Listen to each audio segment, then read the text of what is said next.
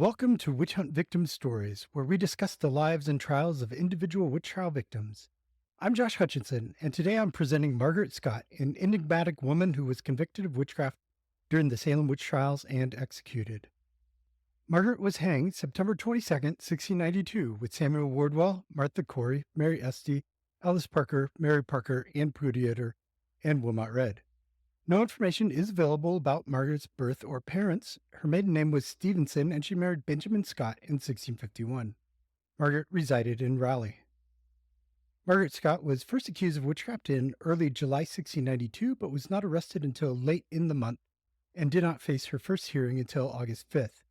Unfortunately, no record of this examination has survived.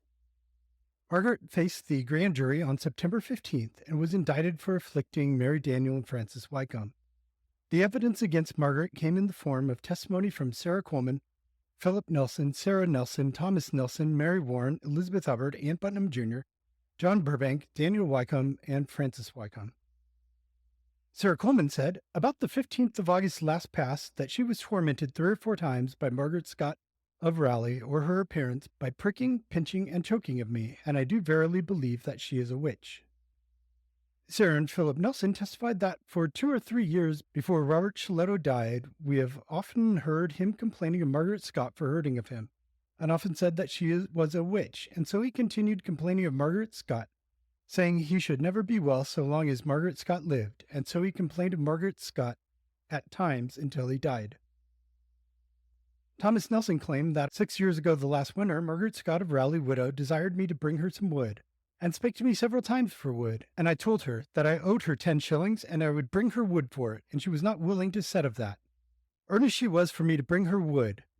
Denied her. Soon after this, one of my cattle was dead in the stanchial, and stood up on his hind feet, and kneeled on his knees afore.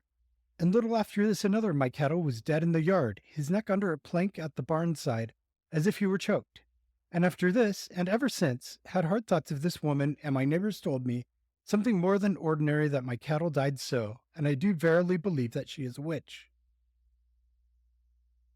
Mary Warren, Elizabeth Hubbard, and Ann Putnam Jr. alleged that they saw Margaret Scott afflict Mary Daniel of Raleigh before the grand inquest.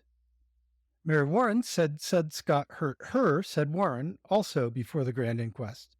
Elizabeth Hubbard said that Margaret Scott afflicted her before the grand inquest, and Ann Putnam and Mary Warren affirmed to the grand inquest that they also saw Margaret Scott afflict Francis Wycombe in presence of the grand inquest. Daniel Wycombe testified that about 5 or 6 years ago, Margaret Scott of Raleigh came to my house and asked me if she might glean corn in my field. I told her she might if she would stay whilst my corn was out of the field. Said Scott said, "You will not get your corn out tonight." It may be I told her I would. Said Scott said, "Maybe not." At that time, my wife gave said Scott some corn, and then Scott went away, and presently after said Scott was gone, I went with my cart and oxen into the field for corn. And when I had loaded my cart, I went to go home with my corn, but the oxen would not draw the cart anyways about from home, though I were not 20 rod from my door, and I could not get any corn out of my field that day. The next day I took the same oxen and put them to the cart, and the said cart and the same load of corn they did draw away with ease. Captain Daniel Wycombe owned the above written evidence to be the truth before grand inquest upon his oath. John Burbank and Francis Wycombe attested to substance of this above written evidence.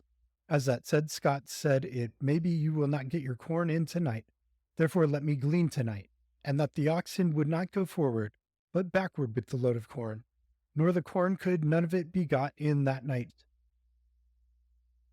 Francis Wycombe saith that quickly after the first court at Salem about witchcraft, Margaret Scott, whom I very well know, or her appearance, came to me and did most grievously torment me by choking and almost pressing me to death. And so she did continue afflicting me by times till the 5th August, 1692, being the day of her examination. Also during the time of her examination, Margaret Scott did most grievously afflict me, and also several times since, and I believe in my heart that Margaret Scott is a witch, and that she has often afflicted me by acts of witchcraft. Upon hearing the evidence, the grand jury chose to indict Margaret Scott, and her case went to trial, where a different set of jurors heard the same evidence and pronounced Margaret guilty of the capital crime of witchcraft. Margaret was hanged on September 22nd, 1692, along with Martha Corey, Mary Esty, Alice Parker, Mary Parker, Anne Prudiater, Wilmot Red, and Samuel Wardwell. Margaret's name was not included in the 1703 or 1711 Act to reverse attainder. She was not exonerated until 2001, when she was cleared along with Susanna Martin, Bridget Bishop, Alice Parker, and Wilmot Red. Thank you for joining me for this episode of Witch Hunt Victim Stories. Be sure to check in every week for a new story and listen to our main episodes every Wednesday. Thank you. Have a great today and a beautiful tomorrow.